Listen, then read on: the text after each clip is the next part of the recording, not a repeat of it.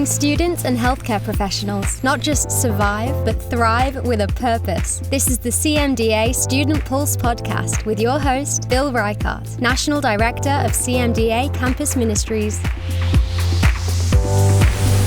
Well, welcome to another episode of CMDA's Student Pulse podcast. I'm Bill Reichart, National Director for our Campus and Community Ministries here at CMDA. And my guest with me is Dr. Jane Goleman. Jane, welcome. Good morning. Thank you. I should say good afternoon, I guess. Yeah. Well, you're in Colorado. I'm in Tennessee. Yes, there's a little bit of a time zone difference, but so glad you're here and so glad that we're discussing this topic today on maximizing faith development. And we're going to jump into that in just a minute, but before we do, I think it'd be important for our listeners and those watching to learn a little bit about your background and kind of, you know, how does your life and experience intersect with what we're about to discuss. So Dr. Goleman retired from Ohio State, the Ohio State University, national champs as they are, and also part of Nationwide Children's Hospital, working as a spiritual director. During your medical career, you were working in pediatric primary care, teaching students and residents. Been working very closely with students and residents your entire life. A lot of discipleship and coaching, and doing meeting weekly in your home for Bible study and fellowship. So a real deep investment with the next generation. Yeah. And got your MDiv from Trinity International University. But then got your DMin, your Doctor of Ministry, from Gordon Conwell, and had a thesis project that we're going to be talking around today is maximizing faith development in physicians during internship. So you currently serve as a spiritual director and live in Colorado. So again, welcome, Jane. Thanks. I am so excited to be here. Thank you for having me. Yeah. Well, I'm glad we're, again, being able to have this conversation. And let's just jump right into it because we're talking about maximizing faith development. This topic of spiritual formation in students and residents, I mean, why are we discussing it? Why is it important for us to be discussing right now? Well, it's really their life, right? And so they're facing a very stressful time, a time which will get more stressful as they enter internship and residency. And it's also a time where there is so much opportunity, I guess I would say, because they're going to be experiencing a lot of change when they become interns and residents. And one of my students told me, you don't learn to fight in the middle of the battle. And so if they could get some habits in place, some structures in place now as students, then when the more stressful times come, the better off they'll be, because they'll be probably changing maybe where they live. They may have a new church, a new home. They may have a new partner, a spouse. They'll just be going through a lot of change, which adds up to stress and a new level of responsibility. And it's a lot. It's a lot. And so if they can get some structures in place now, that would just be so helpful. No, so right and so true. And I'm reading a book about how we are limited creaturely. We're, we have our Creator and we're creatures, and we're limited in what we can do by our own humanity. And I think, when we come to the end of ourselves, we realize, that's not enough. We need to lean and trust in the Lord and to build those habits, as you say now, especially. Right. We think it's going to get only easier somehow. We think like this is only as bad as it can be, and yet we know that there are more challenges, and not just within medicine, but life itself. New obligations, responsibilities, and then again, all the changes that are going to be happening moving through one's training years, residency, maybe fellowship, and then beyond. It's a lot, and so the habits are so important. Why, what are, I think we've already kind of alluded to it, but what are some of the obstacles that prevent students and others really that are within healthcare to not invest in those spiritual practices? Well, exhaustion, stress, feeling isolated, sometimes just relying on themselves instead of the Holy Spirit. thinking they can do it if they just try harder, and experiencing a lot of challenges, personal challenges, feeling like they're failures. Lots of students have very little self-compassion. And so when they feel that heavy load of they're not good enough or they're just not enough somehow, oftentimes they'll tend to turn more inward or away from God rather than toward God.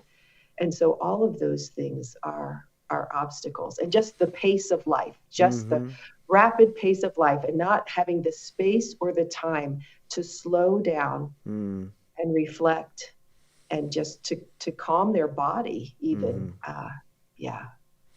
All of that. It's a lot. It is. Well, you've worked so closely with students and residents over the years. How do you interrupt those bad patterns, those habits that so naturally, that we could all be so naturally inclined to kind of lean into, because life just kind of takes us on its own journey. The whirlwind just kind of sweeps us up, and we're being doers but not beers. Right. But how do we break that cycle? How do we break those habits? And I would say those habits of being doers and achieving and striving, that is built into the whole medical system of training.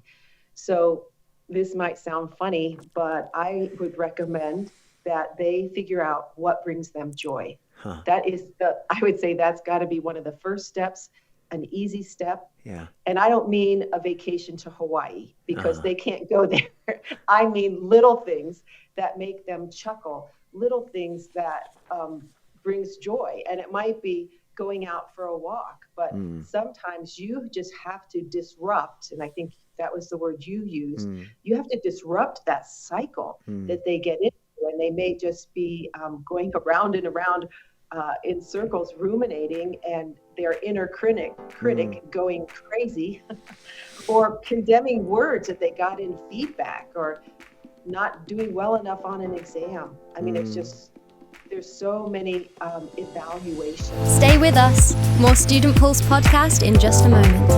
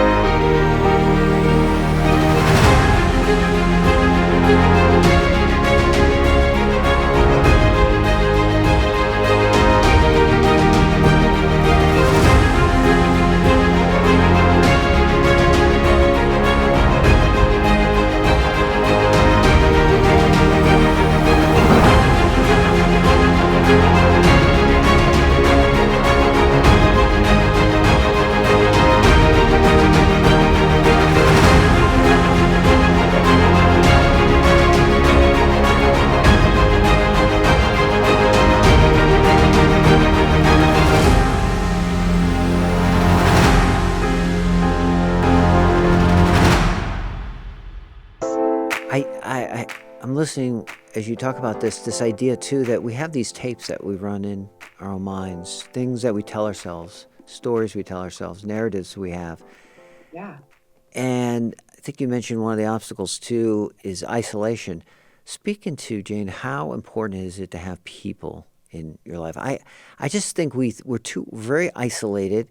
It's a very American thing to be very individualistic, but it even becomes that on steroids when you're in the medical profession. There's even that more that sense of being just isolated. So how do we get into one another's lives? How do we break that?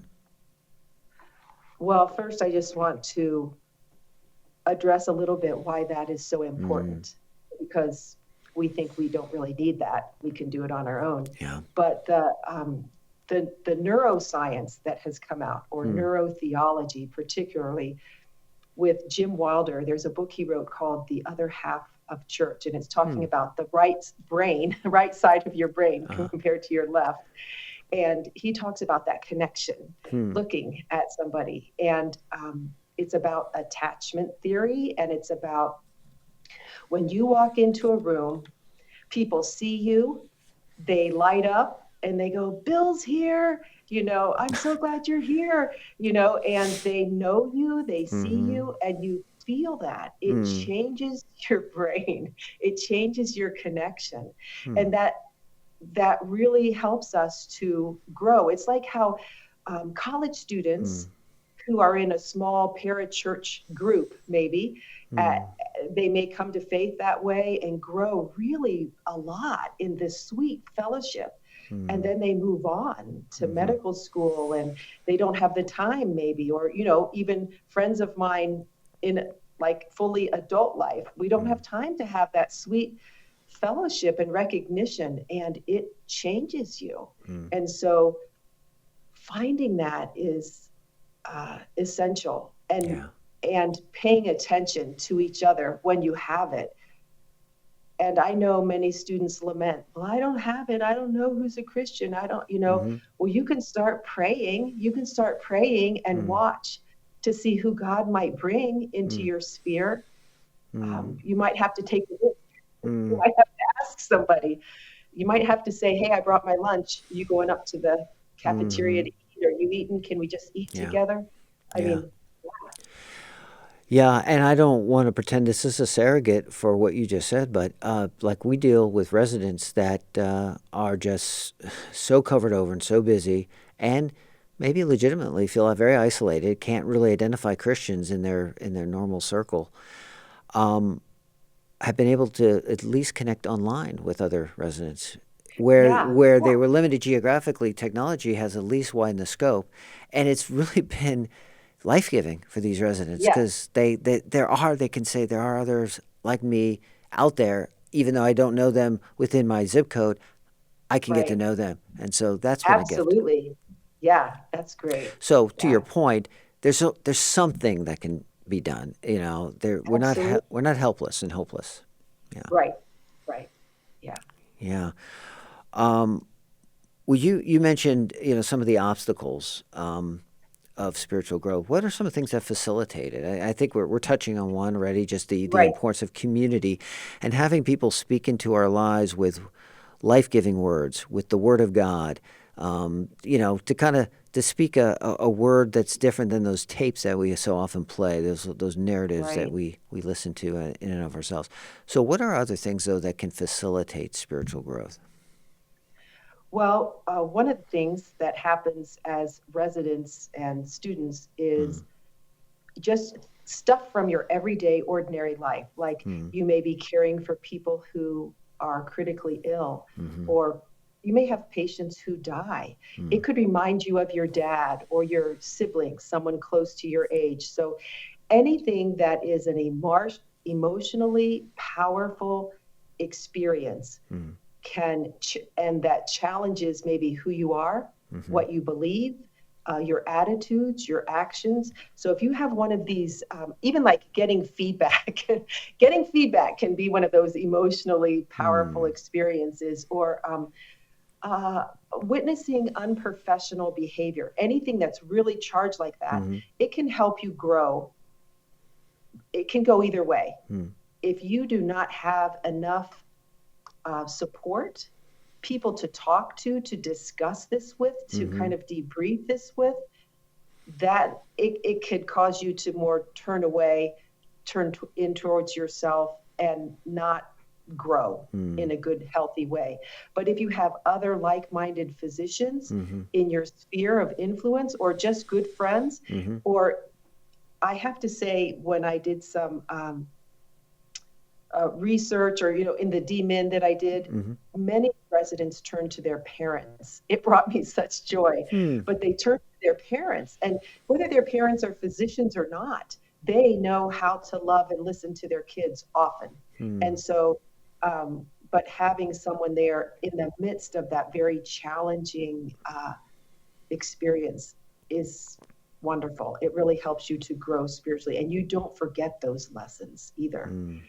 So that's one thing. Another thing would be being able to slow down and pray.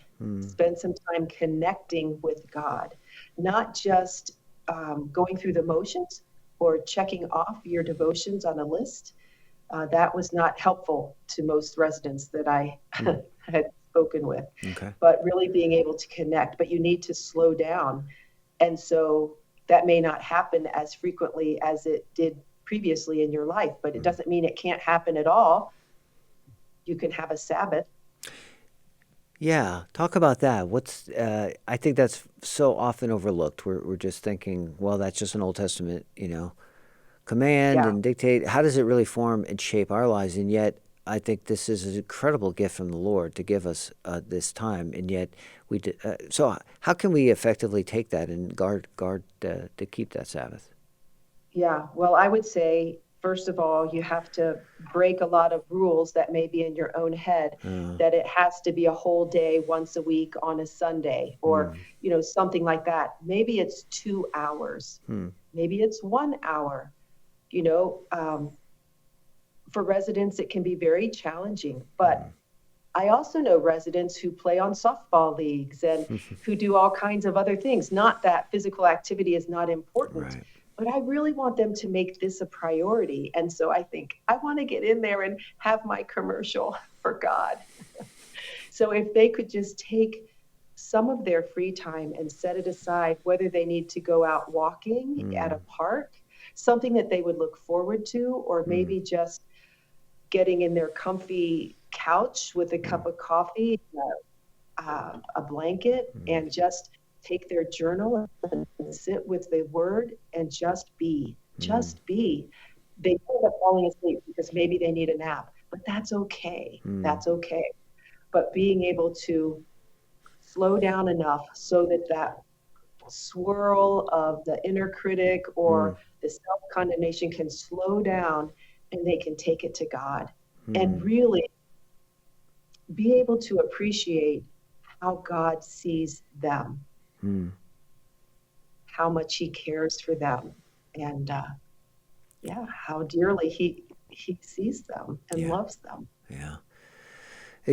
You just reminded me as you talk just how important it is to have a mentor, somebody in one's life. You mentioned that earlier, just to have that person.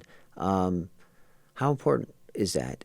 Do you see? It seems like it's a topic of the day. I hear a lot about mentoring, but good intentions don't always translate to execution, to actually the doing. So how can those good intentions become a reality for, let's just say, the student listening? How can they find a mentor? Well, I think they need to start by praying because who it is just makes the world of difference. Like oftentimes different programs to match people up.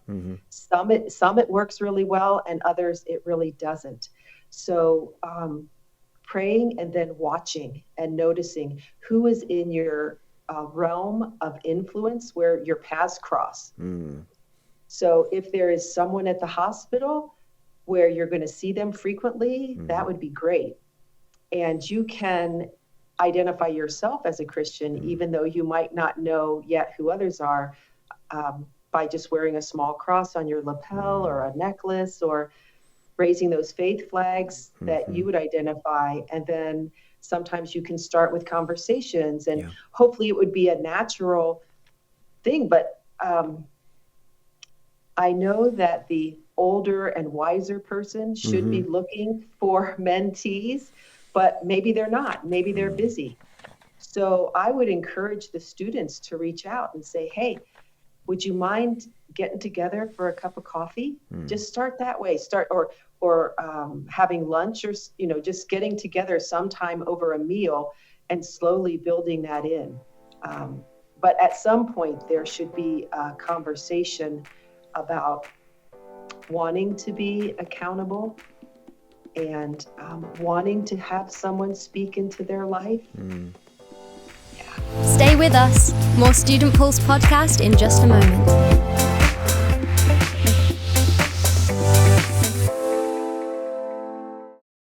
Hi, I'm Dr. Bill Griffin, here to tell you about a tremendous resource for Christian healthcare professionals called the Saline Process. This training seminar will give you the capacity and the confidence to address the spiritual needs of your patients within the context of the care you currently provide each day. To learn more and to perhaps host an event in your area, just go to cmda.org/saline. May the Lord use this powerful program to equip you for truly holistic patient care. Yeah, that's a good next step, because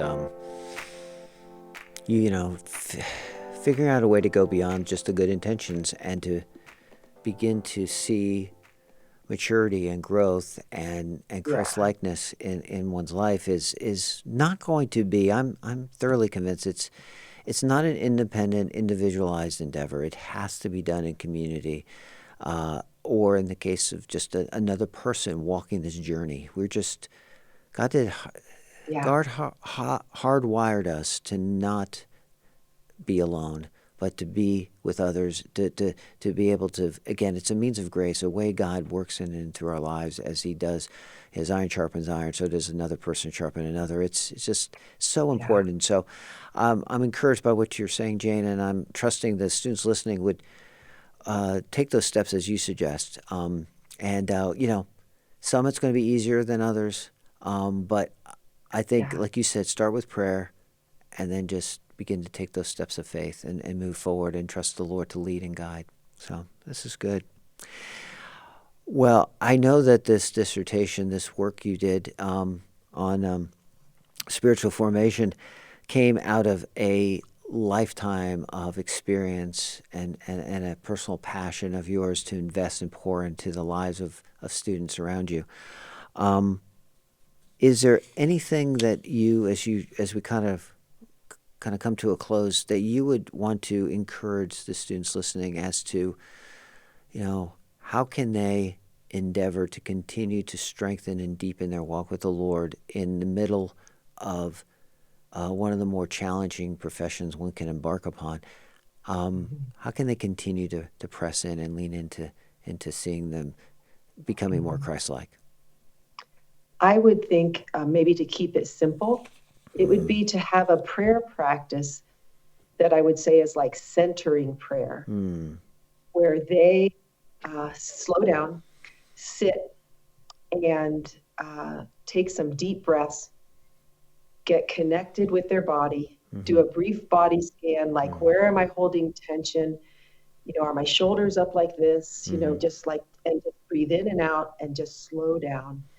And then to visualize or turn their attention to God, the Father, Son, and Holy Spirit. And then as they're doing that, I would recommend, and one thing that might help is a breath prayer. If they're not familiar with that, it's just a very simple, like 6 to 8 syllables. And it kind of goes with the breathing in and out. And for example, my breath prayer, it has to be something that comes from your deepest longing. So it's not something that you pick quickly, because it's something that starts praying for you almost before you even know you need it. It's how you can pray continually. So like my breath prayer is with me and for me. And so as I breathe in, I think of God being with me and for me. And so that's how I settle into my prayer time in the morning.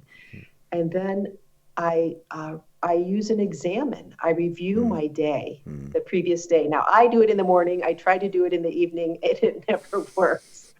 I'm too tired. So I do it in the morning, and I just invite God to go through my previous day with me, looking at strong emotions that I might have felt, looking at wonderful conversations and connections with people and savoring that, asking for forgiveness where I turned and behaved not in a way that honored God. I was selfish or impatient, and just inviting God's perspective on my day previously. That can transform you if it's a daily habit, or not even has to be daily, but a regular habit. It will really transform you and make you more like Christ. So, and at the end of that, you look to the next day and ask God specifically how he can help you with what you're looking forward to in that next day. And then also a time to pray for others. And just that simple practice one more thing, along with when they have an opportunity just to go through the Gospels again, again, and again, just slowly looking at Jesus, because Jesus is the best representative of God. And we have that. We have 4 eyewitness accounts of Jesus, and he represents the most exact way God is. And so many of us carry kind of a skewed image of God. He could be punishing, vindictive, I've got to work hard. He could be like your attending physician, but he's not. He's not.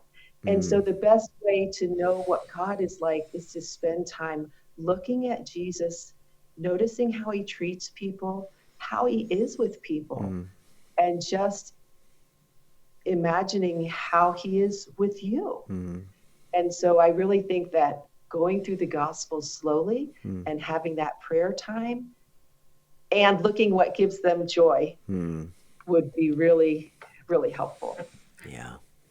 No, that's a good word, and I think I've heard you say it's coupled with what gives you joy.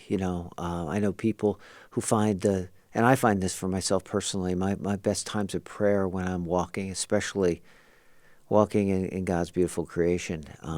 That's where my mind can really focus and go to the Lord, is in those moments. And so, but I think, what you're saying is simple, but it's not easy. And it's not easy because we know that there's everything in this world, and the enemy wants to do everything but to distract us and to keep us just kind of running on autopilot without being reflective and hearing God's voice and allowing him to tell us that we are his beloved. And because there's so many of those critical tapes that run into our mental facilities, we're constantly replaying those. But God says, no, you are my beloved, and he loves and delights in his sons and daughters. So this is good, very good.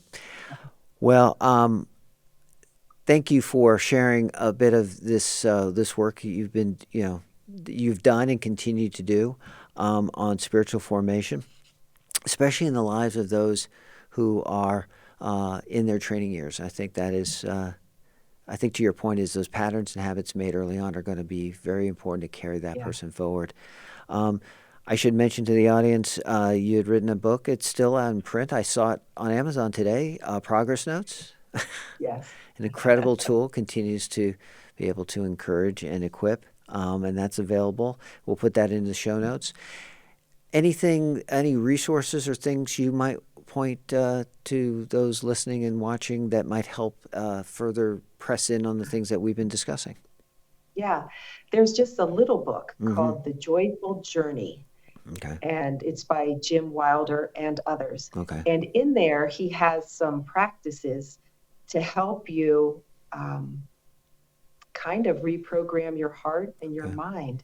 And there's one called the Interactive Gratitude Journal. So I know many of us have heard how important gratitude is and keeping a gratitude journal, but he describes an interactive one where we interact more with God and how powerful that is to change your prayer life. So I would really recommend that. Simple activity would be really good. Good. The Joyful Journey. Yeah. Okay, we'll make sure to grab that and put that in the show notes as well. Thank you. Okay, yeah. Well, thank you again, Dr. Jane Goleman. Thank you so much for the work you're currently doing, the investments you've made over the years, continue to make in the lives of healthcare professionals, and I'm just thankful for you and your work in ministry, and for being a guest on this episode of CMDA Student Pulse Podcast. Thank you. All right. Thank you so much, Bill. It's been a great opportunity. God bless. Bye. Bye. Thanks for watching. We'll see you next time. CMDA's Student Pulse podcast is a production of the Christian Medical and Dental Associations. The opinions expressed by guests on this podcast are not necessarily endorsed by the organisation. CMDA is non-partisan and does not endorse political parties or candidates for public office. The views expressed on Student Pulse podcast reflect judgments regarding principles and values held by CMDA and its members.